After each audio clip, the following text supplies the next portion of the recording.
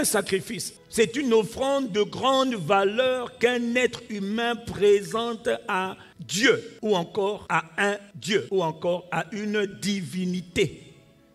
Ce sacrifice coûte donc quelque chose. Ce sacrifice donc fait mal. Ce sacrifice est douloureux. Ce sacrifice demande un effort exceptionnel. Ce sacrifice coûte là où il n'y a pas de coût, là où il n'y a pas de douleur, là où il n'y a pas de difficulté. Ce n'est pas un sacrifice, c'est une offrande. La clé, ce n'est pas de prier beaucoup, non, on va voir. La clé, c'est de vivre une vie.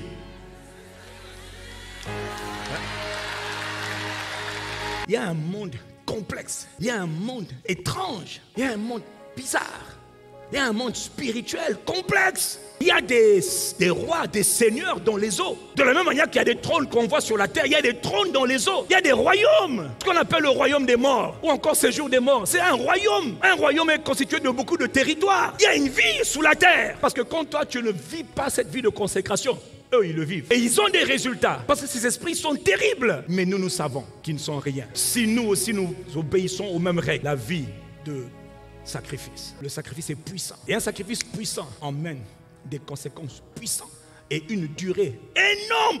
Jésus a tout accompli. Je n'ai plus rien à faire. Non, mauvaise nouvelle. Dans une alliance, j'ai écrit en gros là, chaque partie doit donner le meilleur de lui-même. Dans une alliance, chaque partie doit donner. Donner veut dire sacrifier. Dieu veut tout de toi.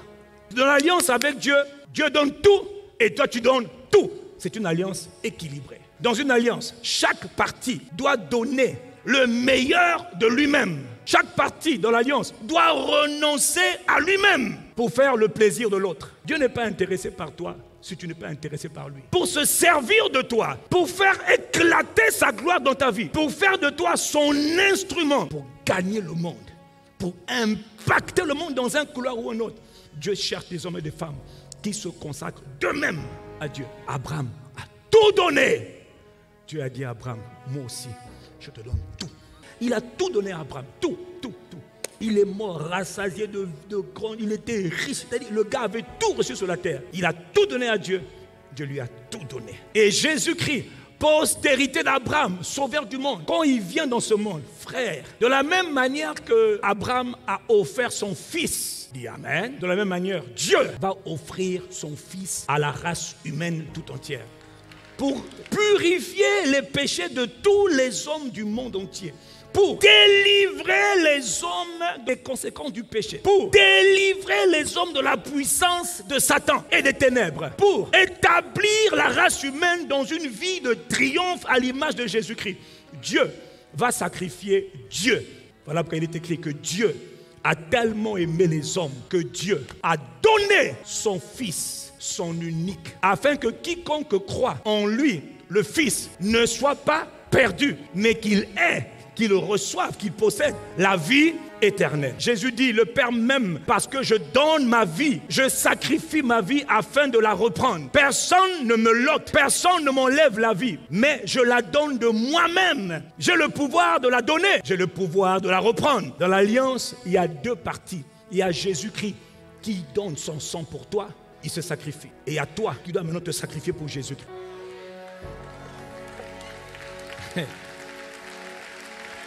Quand tu suis vraiment Jésus dans ce monde, il faut accepter la souffrance, il faut accepter la persécution, il faut accepter la méchanceté, l'incompréhension. Et ça ne doit pas te faire mal, ça doit te réjouir. Pourquoi? Eh bien parce que ça lui fait plaisir. Il dit, celui qui n'est pas prêt, verset 33, à abandonner. Waouh! Tout ce qu'il possède. Qu'est-ce que tu possèdes? Auquel tu as attaché des immeubles, aïe, des appartements, aïe, des terres, aïe, des entreprises, aïe. N'offrez pas à Dieu n'importe quoi. Voilà quoi je vous interpelle encore, chantres, artistes, musiciens. N'offrez pas à Dieu ce que vous offrez à Dieu. Il y a trop de bêtises que l'on chante en l'honneur de Jésus. Jésus n'est pas dedans, le Père n'est pas dedans, le Saint-Esprit n'est pas là-bas. Ok, d'accord. Ok. Vous voulez donner à Dieu des bêtises. Chez Dieu, quand on vient chanter en l'honneur de Dieu, avant de chanter pour Dieu, on se tient dans la présence de Dieu pour recevoir les instructions de Dieu. C'est Dieu qui doit dire le genre d'instrument que tu dois jouer pour lui. C'est Dieu qui doit dire le genre de mélodie que tu dois donner. C'est pas toi qui te dis, je vais te donner ça, j'aime ça. Non, non, non, ce que tu aimes, on s'en fout. Il faut que lui, il agrée ce que tu donnes. Sinon, tu as chanté pour rien.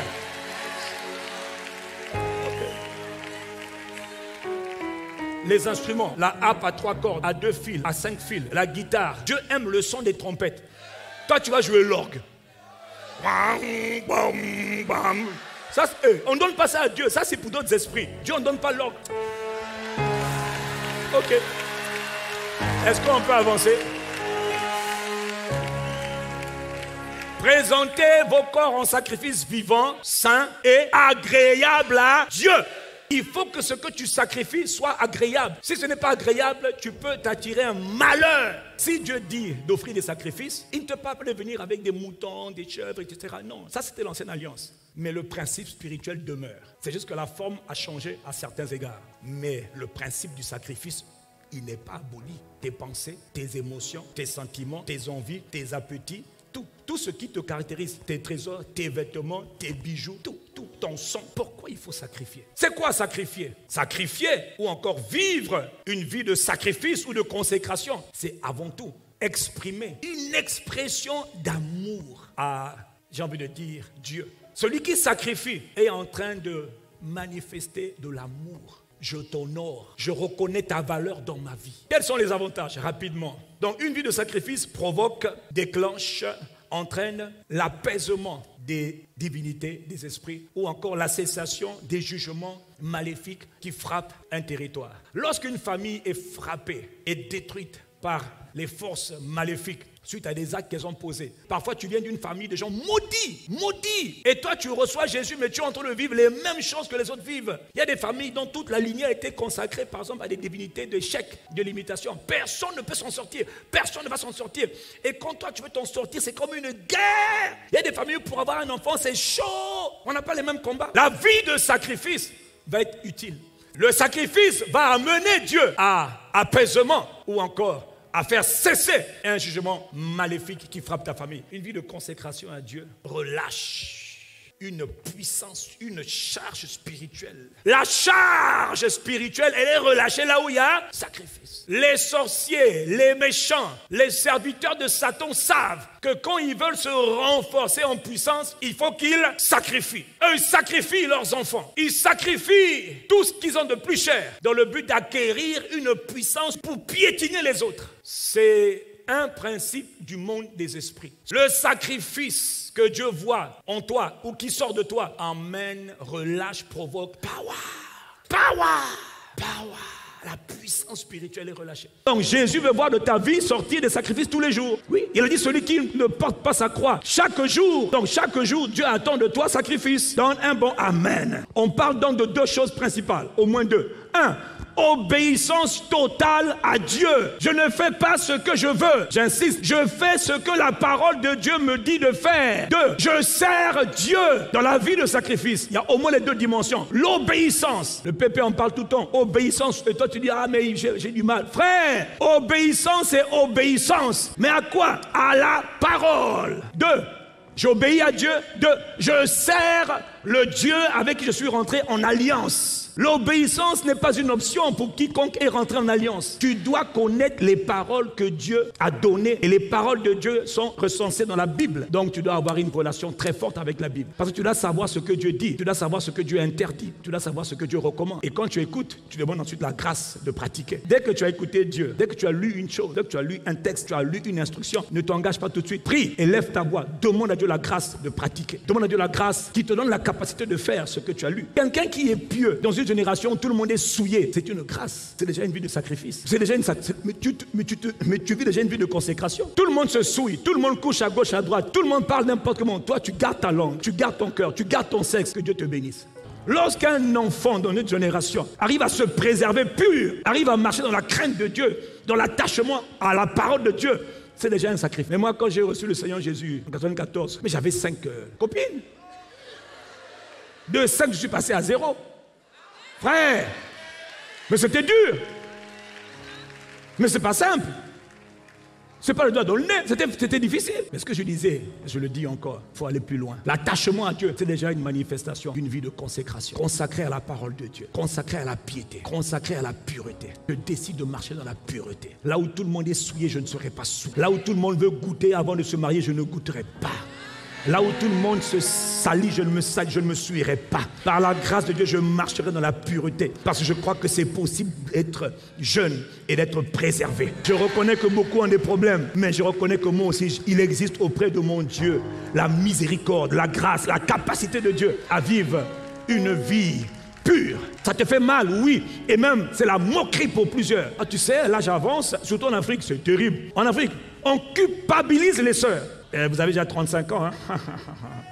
Là, quand même, là, il faut peut-être toucher un mec, au moins avoir un enfant ou deux, parce que là, quand même, non, j'attends. Je ne suis pas né pour avoir un enfant, je suis né pour plaire à Dieu et accomplir la volonté de Dieu sur la terre. Jésus est venu sur la terre, Jésus n'a pas eu d'enfant, mais Jésus a accompli la volonté du Père pour sa vie. Il a glorifié Dieu, il était un sacrifice, il a fait ce que Dieu l'attendait, Dieu attendait qu'il fasse.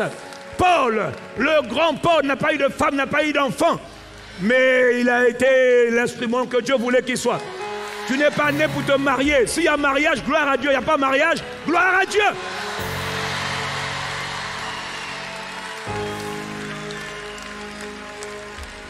Il ne faut pas en faire comme une poêle arrachée. J'en peux plus, j'en peux plus. Ah, je ne peux plus. Tu peux. Crie à Dieu. C'est tout. Je veux obéir à la parole de Dieu. Je veux m'attacher à Dieu. Obéir à sa parole. Si Dieu a dit fouiller l'impudicité, il faut fuir. C'est tout. On ne discute pas. Dieu a dit je crois, j'ai obéi. Accorde-moi la grâce de fuir. Fuir veut dire prendre la fuite. Voilà, c'est pas résister. D'autres passages il dit résister, là il dit fuir, je fuis. Je fuis, je fuis, je fuis. Voilà, c'est ça, je fuis. C'est ça, c'est pas. Toi, il y en a qui sont là, me touche pas, ma soeur, me touche pas, non, Sophie, me touche pas, c'est pas bien, on va pécher, ne touche pas. Toi, tu aimes ça, toi, tu aimes ça, me touche pas, non, laisse-moi mon vêtement, laisse-moi mon soutien, laisse-moi mon slip. Il n'a pas dit résister, il a dit fouiller, Speedy Gonzalez. Et puis je m'en vais, c'est tout. Donne-moi ton amen à Dieu ici. Celui qui ne donne pas le amen, tu es dedans, il faut fuir. Ça s'appelle obéir. Que Dieu bénisse celui qui fuit. Que Dieu bénisse les fouillards. Que Dieu bénisse les fouillards des femmes étrangères. Que Dieu bénisse les sœurs qui fuient les hommes. Je n'ai pas entendu ton amen, il n'est pas arrivé ici. C'est obéissance. Ouais. Tu es fou. Donc, la consécration à Dieu va exiger de ta part une compréhension de la parole. Un investissement dans la parole. Du temps que tu vas prendre toi et Dieu pour apprendre à le connaître. Tu prends ta Bible, tu étudies, tu lis. Pas lire, on médite, on s'expose à la parole. Tu prends des livres, et tu les lis, et tu les étudies, parce que tu veux connaître Dieu. Le but, c'est de connaître Dieu. Connaître Dieu, connaître Dieu. Parce que ceux du peuple qui vont connaître leur Dieu dans cette génération et dans les générations passées seront forts. Mais ceux qui ne connaissent pas Dieu seront faibles. Ceux qui ne connaissent que les pasteurs, ils vont être comme des biscuits pour Satan. On va vous croquer. Alors tu dois savoir que quand tu sers Dieu, tu vas servir Dieu, 1, dans la présence de Dieu. 2, dans le royaume de Dieu, dans l'église. 3, tu vas servir Dieu dans le monde. Toute personne qui est consacrée à Dieu va servir Dieu. Je servirai Dieu et donc les intérêts de Dieu. Ou dans la présence de Dieu. 2, dans la famille de Dieu qu'est l'église. C'est-à-dire qu'à l'église, tu dois avoir quelque chose à faire. Et quand tu le fais, fais-le bien. Parce que c'est pas pour le pasteur, c'est pas pour maman mode. Tu peux ne pas l'aimer, ne pas machin, mais c'est pour Dieu que tu es en train de le faire. Frère, attention, hein. On ne sert pas Dieu. Ah non, hein, on sert Dieu dans la maison de Dieu. Le drame vient d'il y en a qui croient que comme le pasteur ne t'a pas salué, je ne peux plus servir. Ou on t'a mal parlé, ou on t'a pas bien accueilli. Frère, on sert Dieu dans la maison de Dieu. On ne sert pas les hommes, mais on sert le Dieu des hommes. Et ensuite, on peut servir un homme parce qu'on sert son Dieu. 3, on sert Dieu dans le monde. Et ici, on vient comme dans un centre de formation pour être équipé et aller briller. On brille dans le monde. Nous ne sommes pas la lumière de l'église. Nous sommes la lumière du monde et le sel de la terre. Ça peut être dans l'art, le sport, la musique, l'économie, la finance, j'en sais rien, l'éducation, j'en sais rien. Mais il y a un domaine dans lequel tu peux être utile afin d'emmener là-bas la majesté du nom de Jésus, la gloire de Jésus, les œuvres de Jésus, la réputation de Jésus. Quel que soit ton appel, quel que soit ce que Dieu t'a appelé à faire dans la vie, écoute-moi bien, tu auras besoin d'avoir un minimum d'attachement, de consécration, d'engagement dans ces 2 domaines. 1, la parole de Dieu, dis Amen. 2, la vie de prière. Quel que soit ce que tu vas aller faire dans l'église, on commence d'abord dans la présence de Dieu. Beaucoup veulent servir dans l'église sans servir dans la présence de Dieu. Beaucoup veulent servir sous la chair sans servir Dieu dans la présence de Dieu. Beaucoup veulent faire des albums, beaucoup veulent faire même toutes sortes de choses sans servir Dieu dans la présence de Dieu. Tout commence dans la présence de Dieu. On sert Dieu dans la présence de Dieu. Et Pierre avait bien compris que s'il voulait être un homme d'impact, une femme d'impact, tout commence d'abord à le servir dans la présence de Dieu. Parce que tu vois, avant de venir prêcher publiquement, je dois d'abord servir Dieu dans la présence de Dieu. Dans la présence de Dieu, ça veut dire quoi? Je me sers dans la présence de Dieu. Je prends d'abord le temps de me nourrir de la parole de Dieu. Car l'homme ne vivra pas, s'il te plaît, de pain seulement, mais l'homme vivra de toutes les paroles qui sortent de la bouche de Dieu. 1, j'ai besoin de la parole de Dieu. La parole de Dieu devient comme cette cartouche, devient comme cette munition que je prends, je mets dans le revolver, je charge et je tire. Quand je tire, c'est la prière. Mais avant de m'engager dans la prière, il faut que je récupère d'abord ce que Dieu dit. Toute prière qui n'est pas inspirée par la parole de Dieu, c'est une prière inutile. Tu as beau avoir, maintenant que je vois chez nous là-bas, il y a la montre, c'est bien, c'est pas ça qui exauce la prière. La prière qui exauce, c'est la prière de la foi qui est associée à la parole, qui dépend de la parole, qui est liée par la parole et qui vient de la parole. Tu as beau sauter, tu as beau prier en transpirant, ça ne veut rien dire. Tu peux faire ça sans la foi parce que la foi vient de la parole. Donc au commencement, n'oublie pas, c'est la parole. Quand on sert Dieu dans la présence de Dieu, on va être un homme de la parole, un enfant de la parole. On va aimer la parole, on va aimer écouter les enseignements, on va aimer réécouter les enseignements. Aujourd'hui, il y a toutes sortes d'enseignements disponibles. Il faut faire attention à choisir les bons enseignements. Quelqu'un me dit Amen. Si tu es sur Facebook, c'est pour la parole. Si tu es sur Instagram, c'est pour les captures de la parole. Partout où tu es, cherche la parole. Évite la distraction. Il y a tellement de contenu que tu peux te perdre. Cherche la parole. Donne-moi ton Amen. La parole doit être ta priorité. Parce que la parole, elle te façonne, elle t'éduque, elle te transforme, elle te métamorphose, elle te bâtit, elle te rend solide, elle te rend consistant. Dès que je reçois la parole, j'engage maintenant la deuxième chose. Nous nous consacrerons régulièrement, permanemment, continuellement à la prière. Frères, sœurs, quel que soit ce que tu vas aller faire dans le monde, pasteur, je vais aller faire économie, je vais aller faire ingénierie, je vais aller faire infirmière à l'hôpital, clinique. Ce sont les endroits chargés spirituellement. Là où il y a beaucoup de charges spirituelles maléfiques, le lieu des transactions, c'est les hôpitaux. Salon de coiffure, marché.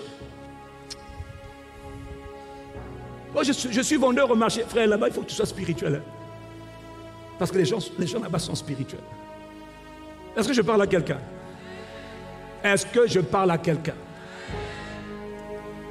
Le sacrifice qui plaît à Dieu, c'est lorsque Dieu trouve auprès de toi tu peux être son partenaire.